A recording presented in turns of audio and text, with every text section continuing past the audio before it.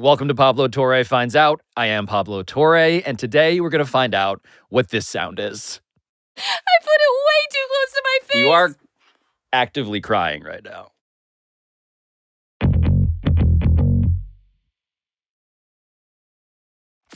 I can't remember who said it, but someone said that I have an older sister vibe with you, which I at first I took as a compliment, but then I don't like being thought of as older than you. I'm like 2 weeks older than you. Yes. I say all the time on the record that I've looked up to you as an older journalist for so much of my career. Happy birthday belatedly to my birthday brother.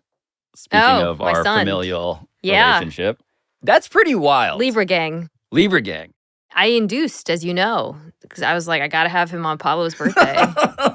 The other reason was that he was trending gigantic. Remains gigantic. Still gigantic. What's the toddler combine? What are his numbers look like? I think, so we're about to have we haven't had the 2-year-old appointment, but you get the percentile. I'm pretty sure he's still 90th weight. Size is above average. He's definitely leaning out a little bit, though, now that he runs around. So, but he's still very large. You're disappointed. I like the idea of having an extremely large son. He doesn't know his own strength, though. Like, sometimes he'll accidentally push me, and I'm like, ow. Yeah, I just have Nino pushing a sled, Like a blocking sled? Yeah. He's very physical. He likes physical stuff. He goes to like baby gym. Did Violet ever do like the little? Do they have that in New York? My gym. We did ninja class. Yeah.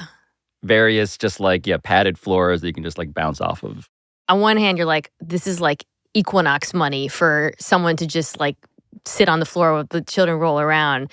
But on the other hand, like they do like balance beams and it's a lot of ball pits. Yep. Violet showed up one day, or at least as I experienced it, showed up one day at home and was just doing like forward rolls. Just like repeated series of forward rolls. I was like, holy shit. Yeah, that's a real. Did she want to do gymnastics? Did she play any sports? She's in soccer. How's that going? She is one of the most methodical and deliberate, but slow dribblers. Like the videos are of her just like making sure she is perfectly nudging this along, but she is the slowest and most careful of all of the prospects in that class. Did you play soccer growing up? I played through grade school. Just through grade school? The Manhattan Kickers. Did you stuck with basketball till in grade school? I tapped out. Did you play any sports after grade school? No. What? I mean, wait. Yes. Varsity Lincoln Douglas debate. Oh my God. Do you now want to brag about your high school soccer career? Is that no, what we're doing now? I just can't believe this has never come up as you were a sports writer that you abandoned sports after elementary school. People just looked at me and they were like, this guy must have the credibility to talk about the greatest athletes in the world. They didn't really ask follow-ups. Wow. You played varsity soccer. I did, and I played club soccer through high school as well. So I played a lot of soccer, and it took up a lot of time and energy, and that is something I'm not quite looking forward to, like the Ubering aspect of being a sports parent, where you're just driving them places constantly, it sounds like. But it was a big part of my upbringing and important. I think for girls, playing team sports is so valuable. Yeah. I mean, look, right now, Violet is so young that it's all obviously co-ed. But when she's in games and you're on the sidelines and you start having opinions about the tactics, that's when you become a sports parent. Yeah, I can't wait for that. So, by the way, relatedly, what I'm realizing as like a sports parent to be is that also a lot of these cliches are true. Like parenting, my feelings, my circuitry being activated.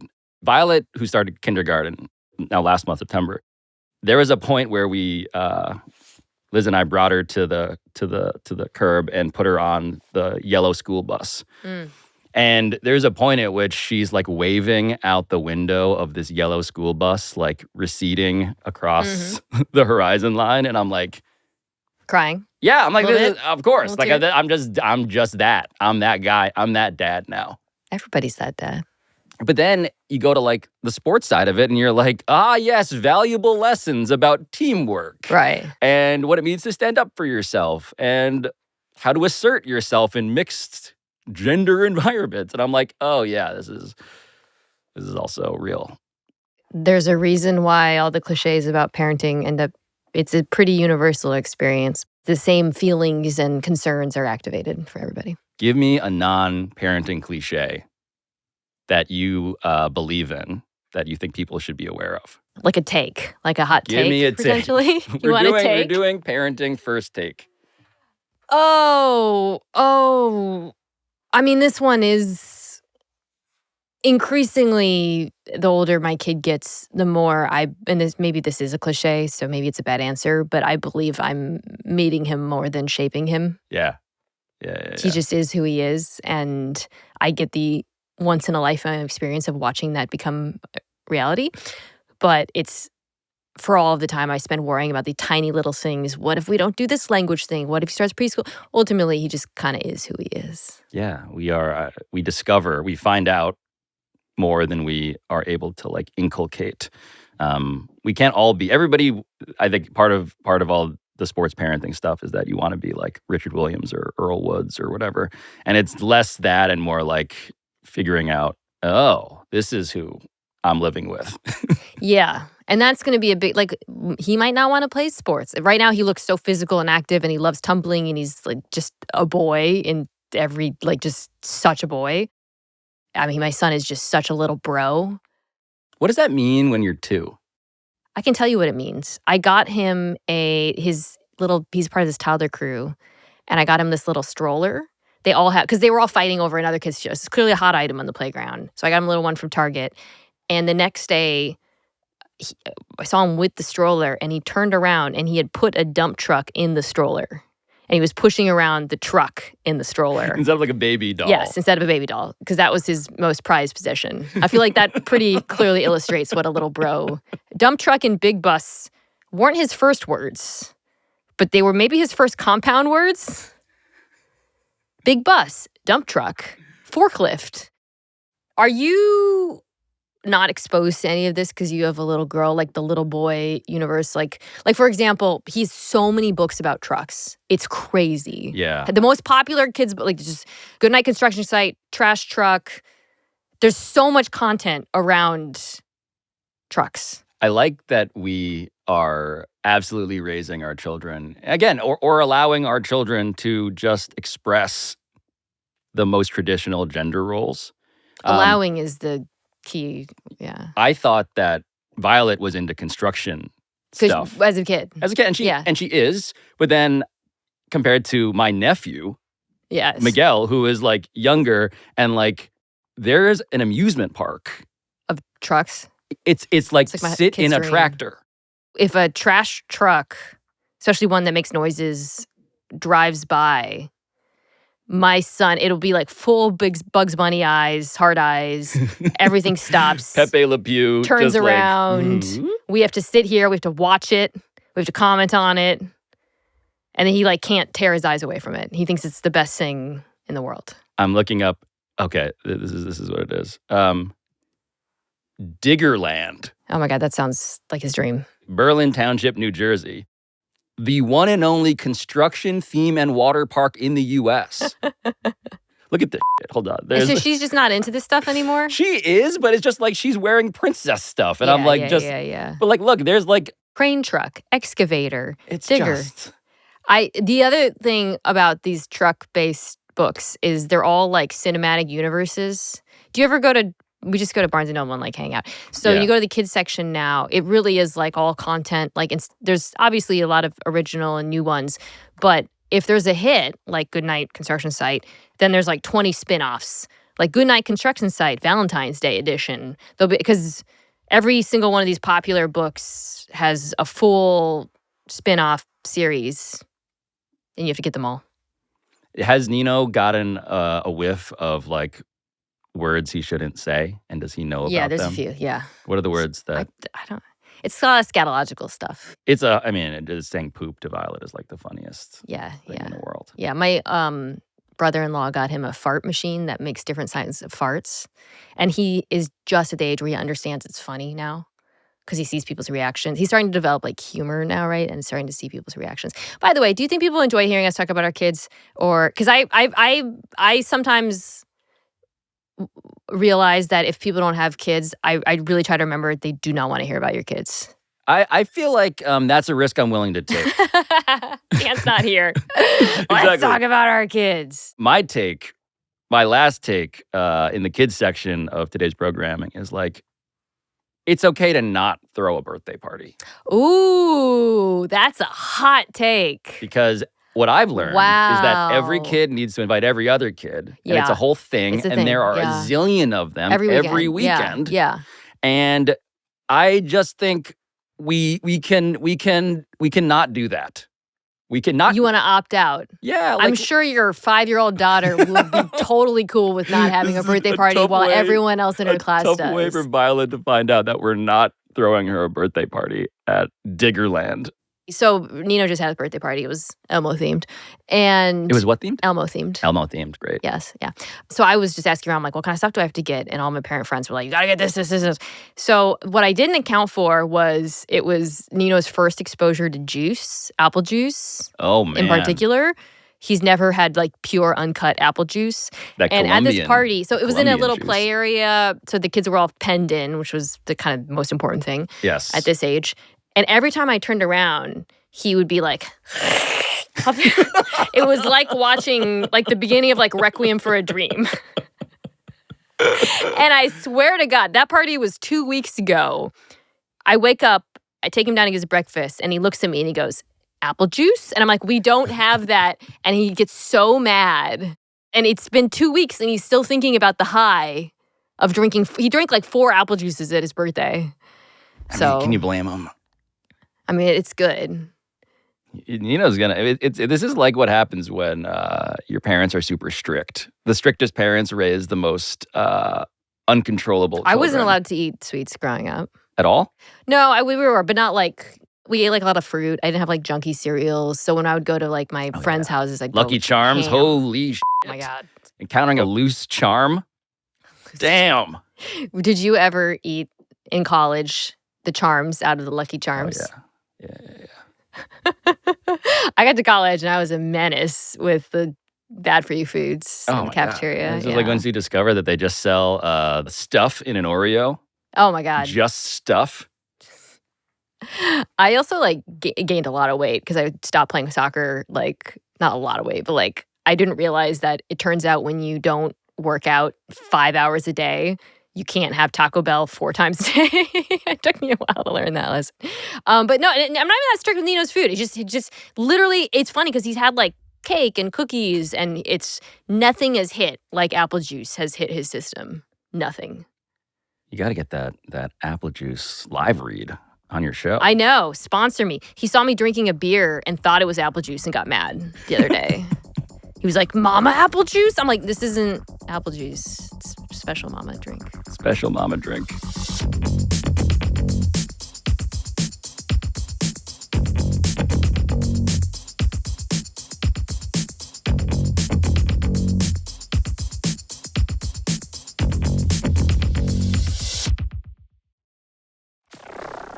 The subtext of all of this is that both of us are now 40 years old. I know. I hate it. I know. I hate You're it. wrapping yourself in a very So different. luxurious sweater. Thanks. It's really soft. Looks very comfy. If you're like me, which I think you are to a degree, you're not trying to think a lot about that. Like mortality? Mortality, like what is it? Look, I had a great birthday. I choose not to dwell so much on like, yeah. What is this? What does this mean? What Yeah. does this mean? Yeah. I don't know. Did it hit you? Not so much in like I'm taking stock of my life and what I'm doing with it. More so it does feel like, wow, I'm in a really different phase of my life, but I would say a lot more of that is it's because my son's birthday is 2 weeks after mine. And I think it was funny for me to like have his birthday, but even ahead of my birthday, which is like supposed to be this big momentous birthday, I was thinking much more about his birthday and planning it and what that means. And I suppose that's been such an overwhelming change in my life and how I see the world and think about things and all of that, that it's kind of subsumed me and my own personal milestones, does that make sense? Yeah, I mean, it's a long way of saying, yes, I too do not choose to Yeah. engage with what this means for me personally. Yeah. It's the most conventional dividing line of we were young, now we are Yeah. not. And I think both of us benefited, and in my case at least, like, took pride in the fact that look at everything that I'm up to, and I'm not even this age Yeah. yet, and now I am that age now. Yeah. And I feel very proud, and this is not a woe is me in any way. It's just I think everybody feels like they're still young, is my hypothesis. Like, we're not unique in that. Yeah. But, it's undeniable that we are not. You know what I think I feel now that I think is very much like, wow, I'm a geriatric millennial and I'm 40, and the biggest difference between me and is and I don't think this was true 10 years ago when I was 30 thinking about people in their 20s. And maybe some of this is due to having a kid, but like I worry a lot more for people who are younger than me, and I don't envy them. Yeah. And I think it's a really hard time to be in your 20s. It's a really hard time to be growing up. And I don't think I felt that way when I turned 30. Yeah. But I don't think that's about me and my age so much as it is like the world and the state of things. So that's a fair point. Well, so your kid, to kind of bring this full circle, is 3 years older than mine. Yeah. What is something that I have to look forward to in the next 3 years as we now turn 2? It's the greatest. Oh God, to be the most cliche person. Like, still to me, the feeling I chase the most, like a drug, Apple juice. is Your personal that apple juice. Sweet juice. It's just Violet juice. laughing, and Does she still laugh at your jokes? But what's happening is that she is laughing less on command, Yeah, and so it used to be a tickle. Was just like enough. 100% success rate. Oh no, I can't. And now it's just sort of like, me so much. no, there's, she used to ask for like, Yeah. there's this thing we do where she's like, I created these, or maybe she created these two characters, Barnaby and Theodore. Theodore is a rabbit, Barnaby is a lion. And I would tell her a story, a Barnaby and Theodore story, in which like I just tell her like one day. You were making them up off the I'm rip. just riffing. Okay, storyteller. Just. You know, people use ChatGPT to do this now for their my kids. Lord. It's so depressing to me. Yeah. Just like putting in. Yeah, like make up a story about a rabbit. You're a great dad. You love to tell your kids stories about. So I'm just like making, but now it's like the bar is like I need to be better at it. Yeah, you gotta level up. Yeah, so I've been accused of like, and Viola says something like, that was too short. I'm like trying to end the story, and I need to like have character development. Yeah. Oh, wow. Like my go-to move is like, I told you something to look forward to. This sounds challenging, and but what it is like. But when you succeed, it feels more like communication. Yeah. Where there's a back and forth. I'm like, that's true. Yes. This is different but fulfilling. Yes. And you feel like you're just like actually getting to know that person more. Right. Like I can't just do the story where they get hit with a shrink ray, which is like 90% of my Barnaby Is that your Theodore repertoire? story. There's a lot of shrink rays? Yeah. And there's a guy who lives on the 10th floor of our building who has a shrink ray, and we always go to visit this guy, Jim, and he has a shrink ray. And, and she's like, we gotta vary up. God, I am. Stories here. Now you've given me a fear I didn't even know I had, which is the day that my son stops finding everything I do to be the funniest thing in the world. I think I've mentioned this before. Like, I'll pull out stuff from like 90s humor. He thinks I invented smoking. Smoking. He's like, wow, my mother's comedic genius. She should be playing the Riyadh Comedy Festival. Play her $1 million. These jokes are incredible. He also like do not go in there. It's like just all Jim Carrey. My character is the tickle monster, and I give him a look, and he just knows it's coming. He just loses it, and he starts running away. So I do that too, and I think you have a character. We call it the tickle monster. Oh, but IP violation. That's my character. Tickle monster (parentheses Pablo's version). Do you do like a menacing walk towards him? I do this. Oh, that's your move? 2 index fingers and I walk like I'm in the ring, like I'll flip my hair forward and like crawl. It's actually quite terrifying. It's amazing. So far, maybe that's why he screams and runs away. I just like how so far all of your mothering is ripping off movies you've seen. This has inspired me to whip out Opposite Day. Opposite Day. It's like, Violet, that's a great picture. On Opposite Day. All right. Got her. No, but I think what you're describing is like, whenever people always ask me like, what is the best thing about being a parent now? And there's a million things I could point to, and kind of how it rewires you to see the world in a different way and makes you a more like simultaneously like a more optimistic and negative person, or like negative is the wrong word, anxious. Like having a child in this world at this moment, like I feel better than ever about humanity because I witness like, oh, this pure sunshine, but then you're also like, you feel concerned all the time and scared. So that's big. But I think what you talked about is something that I think is maybe the best part of all, which is, a child is their own person. You're meeting them, and they surprise you every day in new ways, and some frustrating ways. But like when you get older, you lose your like capacity to be surprised in a pleasant way, and to have someone who reminds you that exists is really nice.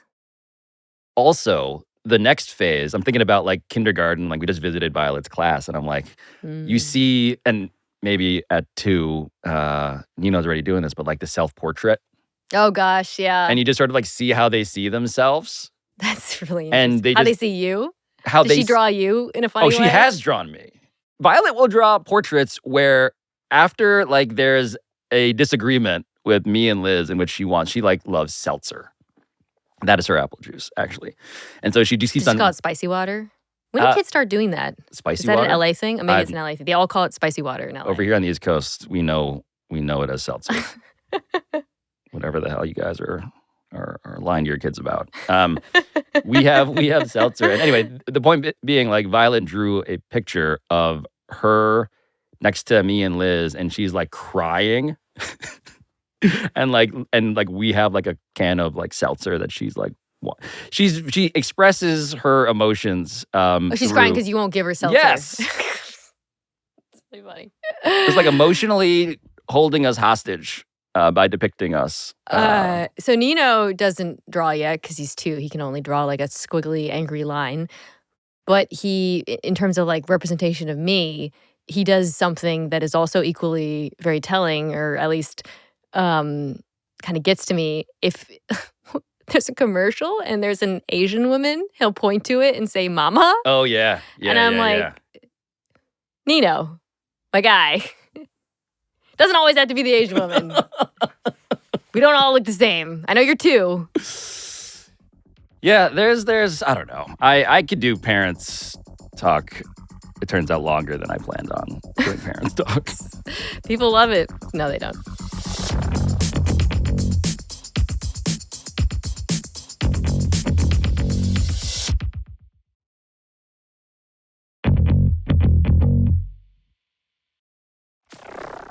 My timeline this week has been AI slop and Bad Bunny takes.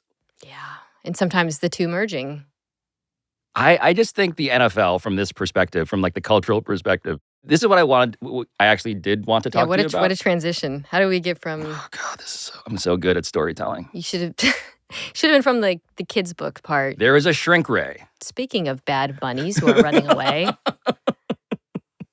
Speaking of Theodore, a good bunny, I want to tell you about a bad bunny. I just think it's so funny that the NFL is like suddenly this radically progressive institution because they chose the #1 streaming artist in the world. Yeah, I know. It is kind of wild that for all of whenever people ask me about the NFL and like, politics of it, this is obviously during the Kaepernick era, there was more of a discussion around this, but now that that's like kind of in the rear view, I always say like, the politics are money, man. Like, I don't know what to tell you guys. Like, this is not these aren't stands. Like, but it is very funny that like this institution, which is, I don't think, perceived as being on one side or the other. The culture war has gone back to back with Kendrick Lamar and Bad Bunny. I know. That's like pretty interesting, right?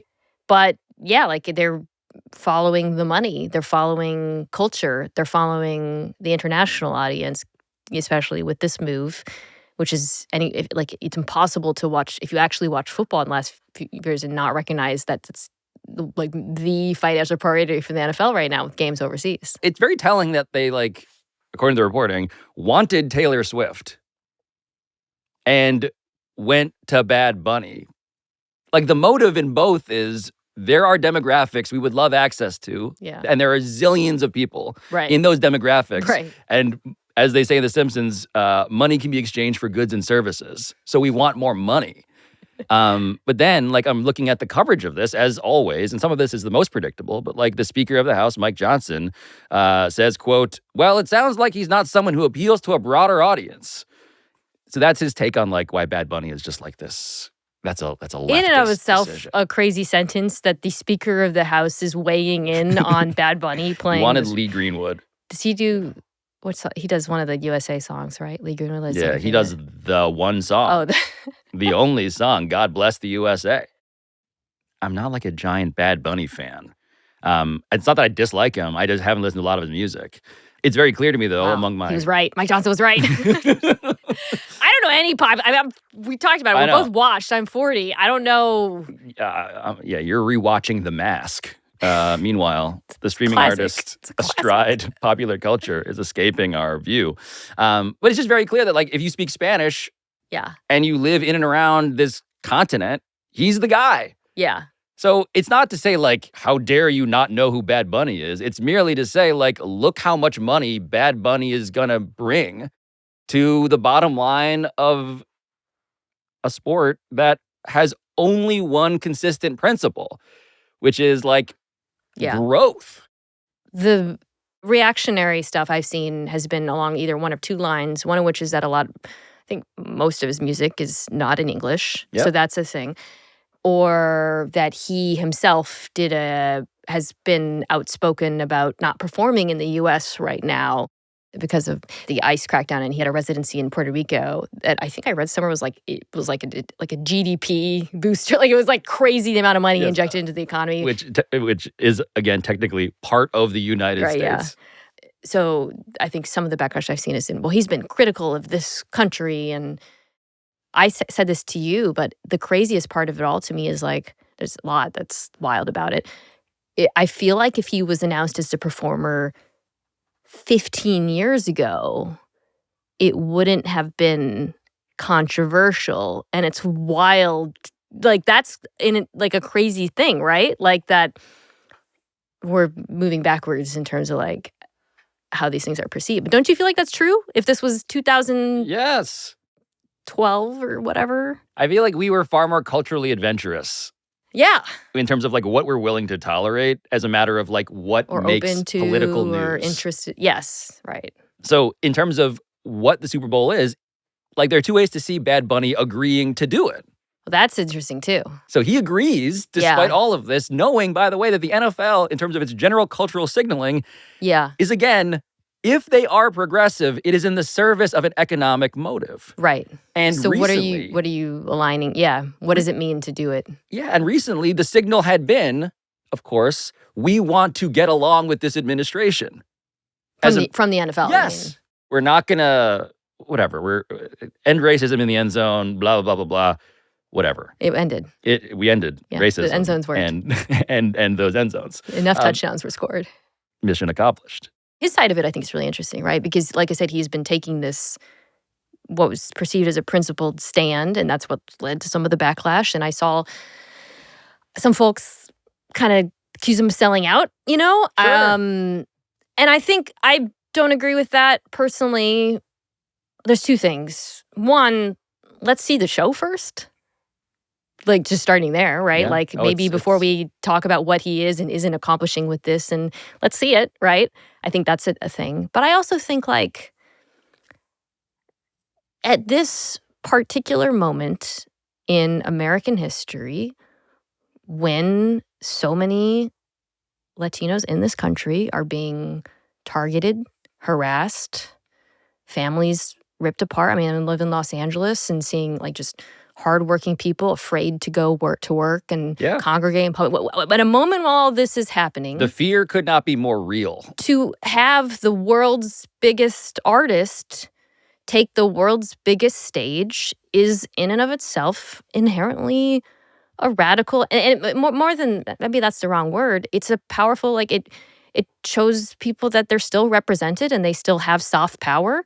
And I don't think that's insignificant. I don't. And it's a reminder of, one, what art is capable of in moments like this where we all feel pretty futile. I think a lot of artists feel like, what are we even doing? And also like of values that this country is supposed to be about, which is like celebrating difference. And so he has the opportunity, I think, to do something like kind of important. I will point out that like when Kendrick performed and did his show, it was less political than it was certainly like racially conscious and personally insulting to Drake. Like the question there was like, what is Kendrick going to say about Drake? And he said quite a bit. And Samuel L. Jackson played a role that was very well cast, but was not like a hammer. It wasn't hitting you over the face with, like politics. Exactly, with politics. So in that way, like, you always wonder when the NFL makes this choice. And again, this is a job that is not paid. Halftime performer is not a paid job. It is a job that you get paid through the exposure and platform, which is unparalleled, as you said. The question is always like, is there an agreement to just like understand we're playing to the biggest and only really the only big room left in this country? And please don't abuse that privilege.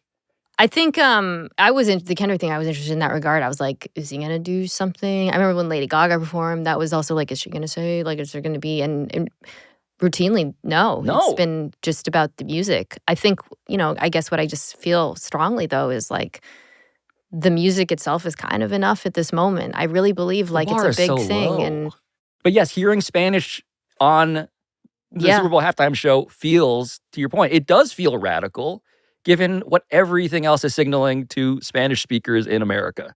I think back to the Kendrick, by the way, performance, and there was so much, this is sort of connected to what you're saying about like what's actually popular and what do people really want and who was actually like, there was all that talk about like, people are going to change the channel. Nobody changed the channel. The ratings were insane. I know. And no one's going to change the channel this time. They could put a football on a table and they would draw millions the game of sucks. viewers. Yeah, right. Like a literal football. I mean, like a children's book football. Yeah. With like a talking face on it. I have one of those actually at my house. People give me so much football stuff for my kid. He now knows how to, he says hut, hut, hike when he sees it. Hut, hut, hike. He probably listens to Bad Bunny. He's 2. He probably knows the words. Hugo. He wants that, what's manzana. Hugo de manzana. Dame Hugo. Mas Hugo. Hit me. Mas. He says Mas, actually, when he wants more stuff. He's a big Mas guy. Live Mas.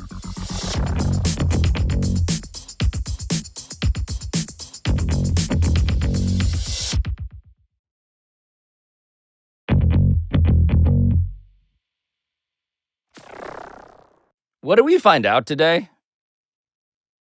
That we apparently you're not going to talk about football. Oh, we did. We had shit. There was a football story I wanted to talk about. Yeah. No, I genuinely, I am interested in there's the football story that I want to actually talk about. It's a Seahawks story. A Seahawks story? It's a Seahawks story. Okay. So what's the name of your kicker again? Jason Myers? So the Jason Myers thing in which your Seahawks beat the Cardinals in a very dramatic... Super dramatic. Fashion. From 52, the kick wobbles, but makes it through. And the Seahawks win it at the gun. This field goal was clutch. Clutch, yeah. And it came with this like warning label around like a prohibited substance. It was not prohibited. So he took a big whiff of smelling salts, which are not prohibited if you bring your own, which that might be the only instance in recorded history of drugs being okay if you bring your own. They're not drugs, sorry. Yeah. It's banned substances, BYO, versus BYOS. team-provided Right. smelling salts. But clearly it worked because he banged that sucker in. It's weird to me that you haven't done this on this show. It feels like something way up your alley to try smelling salts. Do we have the salts? No one has the salts lying around. Yeah, bring the salts in. Wait, really? Oh my gosh. How did I predict this? I almost forgot. I'm like, what is the one thing we prepped today? Oh my God, I've never actually Yeah, you're a Seahawks experienced fan. this. Instant energy and mental clarity. How long does it last? I don't know. A fleeting moment. 100% natural. Shake This is the a bottle. boom boom nasal stick. Mine says instant energy and mental clarity, and it has kind of like a Monster Energy looking logo. Where did you guys buy this on the internet? Let me see the ingredients on that one. It says ideal for athletes in tiny text on the bottom. Ingredients. Ammonium carbonate. This feels more Wanna do that one? illicit. Yeah, so I just shake it and then unscrew it. They're saying don't put it too close to your face. This is Mina 1 to Kimes 2 trying smelling sniffs. salts. Oh my God! Oh no. Too close to my face! I put it way too close to my face! You are actively crying right now. Ah! I feel like I could kick 20 field goals. Ah! Oh, fuck. It's so strong! Holy shit! Oh, gee. You know what that You know that felt like It getting... all went into one nostril, too. That went entirely in my left nostril, Oh, and it same. felt like I just got shot with a chlorinated pool. Like, Jesus Christ. Yes, it's the chlorine feeling, but like times a million. Oh, my God. Did it give you, I mean, if I was... My left eye is tearing because it went in my left nostril. My right nostril, I think, is congested. Oh, it can't be that strong on the sideline because people would be freaking out constantly. I'm ready to podcast. Ah, jeez. Boost focus. I do feel focused. I feel incredibly focused. I have instant energy and mental clarity. Holy shit. Yeah, that should be illegal. Oh my God. This should be illegal. Do you think this would actually help you kick a field goal? I feel like I could kick a hole through this wall. Oh, God. Wow. Yeah, that is, I see, I always thought it was not like that. I thought it was more like a coffee type feeling, not like a being injected with compound V type feeling. Yeah. I feel like somebody just walked up behind me and hit me with the opposite of a tranquilizer. I just don't think I'm going to forget that smell for the rest of my life. It's just like, permanently, I just sold a share of my brain to this rip-off Monster Energy drink smelling salts. You hit it, though. It really does feel like jumping into like a pool that's been like chlorinated. Because too many to a kids have been legal peeing level. in it and they like know they got to really chlorinate it. Like that's what the inside of my brain smells like. Oh my God. Can you imagine just like doing this before NFL Live? I don't think this would actually help my performance in any ways because I feel focused, but not in a good way. Do you feel focus, strength, and energy, which are the three icons that are on I this definitely thing? don't feel strength. I feel like somebody with a gigantic hand slapped me in the face. Trying to describe to the podcast audience what's going through my mind right now. I feel like I dunked my head in cold water. I pulled my head out. Somebody slapped me in the face. What I found out today is that these smelling salts, much like everything I've learned about parenting and everything I've learned about aging, is a cliche we should respect. That's a good one. Yeah, I learned that I'm going to have to start innovating my own stories for my kid, which I haven't even thought about that. I'm going to have to start getting more creative, and maybe I'll have to take some of those before bedtime. I know what Barnaby and Theodore are doing next. Smelling salts. They're ripping some salts. Somebody stop me.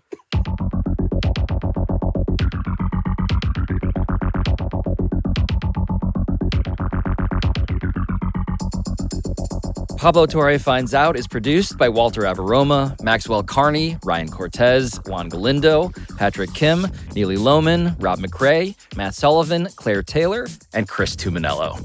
Our studio engineering by RG Systems, sound design by Andrew Bursick and NGW Post, theme song, as always, by John Bravo, and we will talk to you next time.